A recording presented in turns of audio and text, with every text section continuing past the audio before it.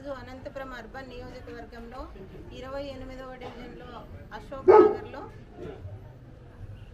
ఇక్కడ స్థానిక సమస్యలు ఎస్సీ ఎస్టీ కాలనీలో ఎంతోమంది పెన్షన్స్ నిర్దాక్షిణ్యంగా ఈ ప్రభుత్వం వచ్చి మాకు 4 సంవత్సరాల నుంచి కూడా అనవసరంగా పెన్షన్స్ తీసేశారు. వికలాంగులకు పెన్షన్స్ ఎక్కించడం కానీ కార్డ్స్ మిస్టేక్ ఉన్న బియ్యం కార్డులు కూడా లేకుండా ఇచ్చే బియ్యంలో కేజీన్నర బియ్యం తక్కువ ఇస్తూ ఇలాంటి సమస్యలు అనేక సమస్యలు చెప్తున్నారు. ముఖ్యంగా ఎక్కడికి వెళ్ళినా ఈ పారిశుద్ధ్య లోపం అనేది అనంతపురంలోనే నగరంలో చాలా తీవ్రమైన పరిస్థితి.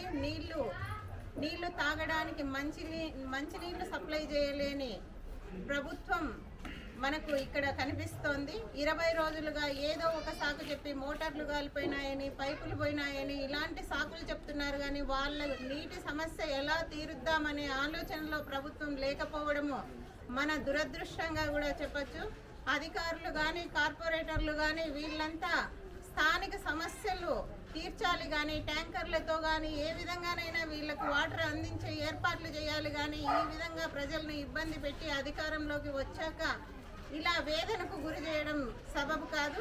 అలానే ఎస్సీ ఎస్టీ కాలనీల్లో ఇంతకుముందు కరెంటు బిల్లులు అనేవి ఉండేవి కాదు. ఇప్పుడు వేలకు కరెంటు బిల్లులు వస్తున్నాయి.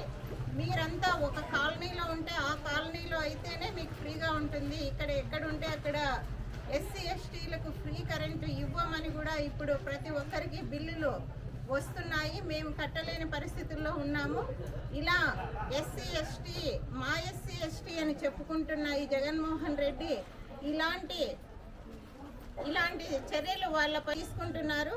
కాకపోతే వీళ్ళకు వచ్చే పథకాలను ఆపేసి నువ్వు ఏవేవో ఇంతకుముందు ఉన్న 2000 పెన్షన్ ఆపేసి 3000 ఇస్తానని నలుగురికి తీసేసి ఒకరికి మాత్రమే ఇస్తున్నారు. అలా కాకుండా అందరికీ ఇచ్చే ఉద్దేశమే లేదు కాబట్టి మీకు ఎంత ఇస్తున్నారో అంతే ఇస్తున్నారు. కానీ 2000 రూపాయల పెన్షన్ను 3000 తీశారు, నలుగురికి తీసేశారు, ఒకరికి ఇస్తున్నారు.